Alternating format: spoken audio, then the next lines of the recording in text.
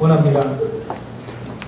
여러분, 오늘 성경의 말씀은 여러분과 제가 잘 아는 중풍병 병자의 내 친구의 이야기입니다.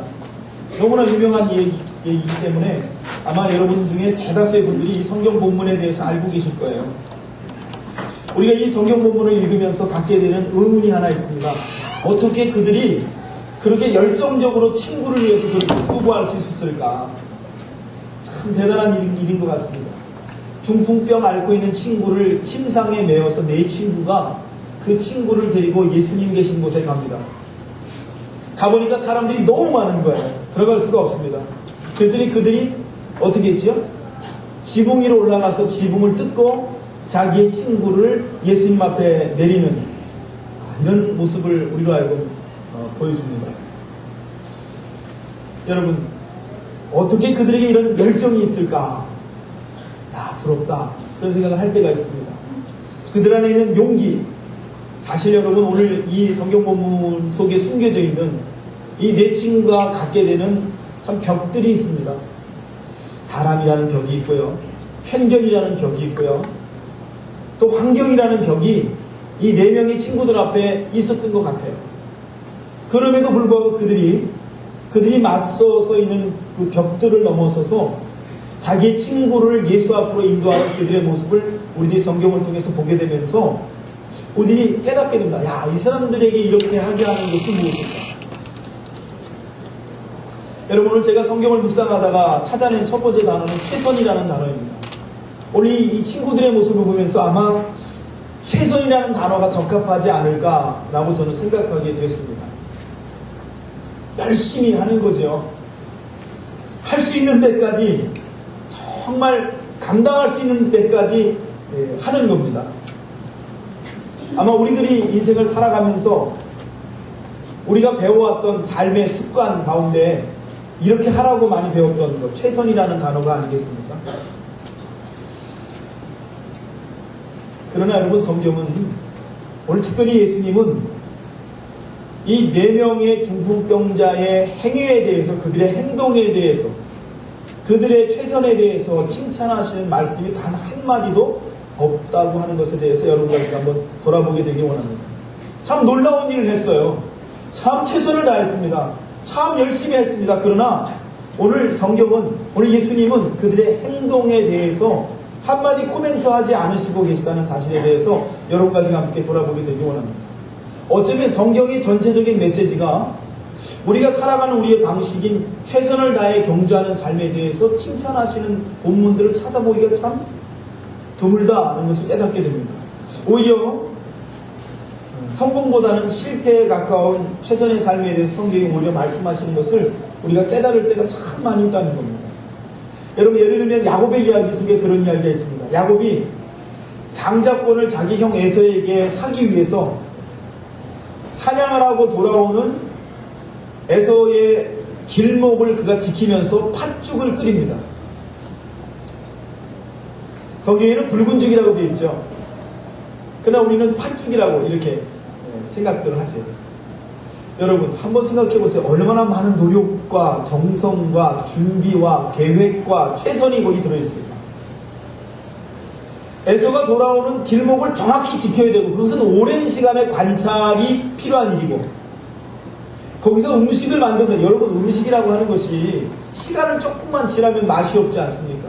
에서를 유혹하게, 충분하게 향량하고 맛있어 보이는 음식을 만들기 위해서 야곱은 얼마나 많은 노력을 경주했겠습니까?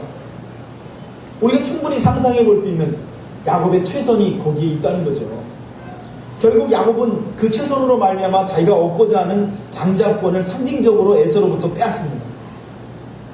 그러나 여러분, 성경은요, 그 야곱의 최선이 결국에 실패로 돌아갔다라고 말씀하세요. 왜입니까? 야곱의 최선보다도 우선시 여겨져야 되는 관계가 무너졌기 때문인 것이죠. 야곱이, 여러분, 우리가 성경 읽으면서 계속적인 최선의 삶을 살아갑니다. 나중에는 아버지를 속이기 위해서 어머니하고 치열하게 준비하고 또 공모하죠. 그래서 여러분, 축복권을 받기 위해서 몸에다 털을 붙이고, 또 형 에서가 사냥을 나가게 만들고, 아버지가 유언하기에 적합한 시간에 아버지의 텐트로 들어가고, 또 특별히 아버지가 좋아하는 별미를 만들어서 아버지에게 들어가는 야곱의 최선들을 우리는 생각합니다. 그뿐입니까? 외삼촌의 집에 가서도 야곱은 계속되는 최선의 삶을 경주합니다. 그럼에도 불구하고 야곱의 삶에 계속해서 일어나는 것은 실패입니다. 좌절입니다. 관계의 파괴가 일어나고 그는 결국에 야복강에서 하나님 만날 때까지 넘어지는 삶을 살아갈 수밖에 없게 된다고 하는 것이죠. 성경은 어쩌면 우리의 최선의 삶에 대해서 너의 행동이 옳다라고 말씀하시기보다는 네가 가는 길이 어디냐를 오히려 우리에게 거꾸로 물으실 때가 참 많으시다는 겁니다. 지난 금요일날 제가 말씀을 나누면서 하나님이 이스라엘을 출애굽시키셔서 인도하시는데요, 참 이상해요. 우리 하나님이 인도하시는데 지름길을 버리시고 참 이해할 수 없는 길로 이스라엘 백성을 인도하셔서 바닷가 앞에 갖다 놓으십니다. 지름길이 아니에요. 근데 하나님이 거기로 갖다 놓으신다는 거예요. 그래서 제가 지난 금요일에 이런 설교를 했어요. 어쩌면 우리 인생의 지름길은 우리가 생각하는 길이 아니라 하나님이 계획하시는 길이 지름길입니다. 여러분 어떠세요? 동의하세요? 제가 그런 설교를 지난 금요일날 했더니 청년들이 페이스북에다가 내 인생의 지름길은 어디입니까? 이렇게 글들을 막 남겼더라고요.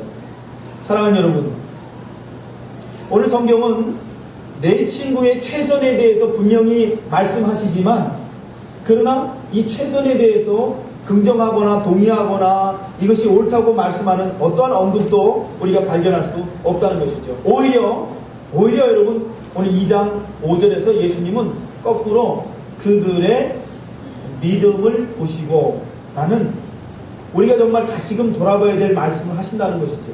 예수께서 보시는 것은 그들의 행동이 아니고 그들의 최선이 아니고 그들의 노력이 아니고 어쩌면 그들 속에 숨어있는 믿음을 보시고 계시다는 것이 오늘 성경이 우리에게 전해주려고 하시는 주요한 메시지라고 하는 것입니다.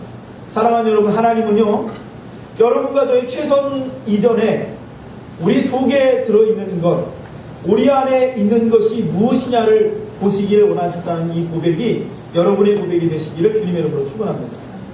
이 말씀을 뒤집어 볼게요. 여러분, 우리가 때로 실패할 때 있어요. 행동으로요. 우리가 참 삶에서 넘어질 때 있어요. 참 삶에서 여러분 어려운 일 겪을 때 있습니다. 그럼에도 불구하고 성경은 오늘 우리에게 뭐라고 말씀하시냐면 너의 중심에 들어있는 것이 옳다면, 하나님이 보시는 것이 있다면 너의 삶에 하나님의 회복이 일어나게 될 것이라는 말씀을 우리에게 주시는 줄로 믿습니다.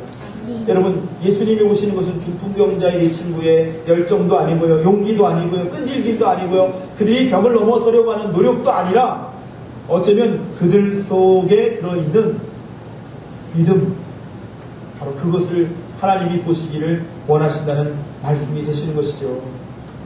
여러분, 도대체 믿음이 뭐기 때문에, 무엇이기에 예수께서 보시기 원하시는 것은 그들의 그런 엄청난 행위가 아니라 믿음이냐는 거예요. 여러분, 믿음이 무엇입니까? 한번 따라해 보실래요? 믿음은 하나님의 능력에 대한 신뢰입니다. 아멘. 제가요 책을 하나 이전에 한번 소개해드렸죠. 하나님의 대사라고 하는 주중대사 김하중 대사의 책입니다. 이 책에 이런 내용이 들어있습니다. 이분이 주중공사로 가서 3년 동안 일을 하게 됐어요. 3년을 일하고 이제 중국에 있는 어떤 교회를 다녔습니다. 한인교회를 다녔죠. 우리 교회처럼. 그리고 이제 3년을 마치고 이임하는 날 예배 나왔는데 담임 목사님이 집사님 인사하세요. 이제 떠나시니까 인사하십시오. 그래서 이분이 인사를 하다가 자기도 모르게 어떤 이야기를 하게 되면 이런 얘기를 하게 됐다는 거예요. 나에게 3가지 소원이 있었는데 첫 번째는 외교관이 되는 것이고, 두 번째는 반중 수교를 위해서 내가 애를 쓰는 것이고, 그리고 오늘 제가 하나님께서 제 마음에 주신 것, 제가 10년 안에 다시금 주중 대사가 되어서 여기에 돌아오는 것이 저의 소원입니다. 이렇게 말하게 됐다는 거예요. 그러나 3번째는 성령께서 갑자기 그의 마음 가운데 주신 생각이었기 때문에 그냥 말을 하게 됐다는 거죠. 그렇게 인사를 하고 이제 내려왔는데 생각을 해보니까, 야, 내가 이렇게 성급하게, 내가 참 그렇게 조급하게 그런 얘기를 했을까라는 마음이 들었다는 거예요. 기도 한 번도 하지 않고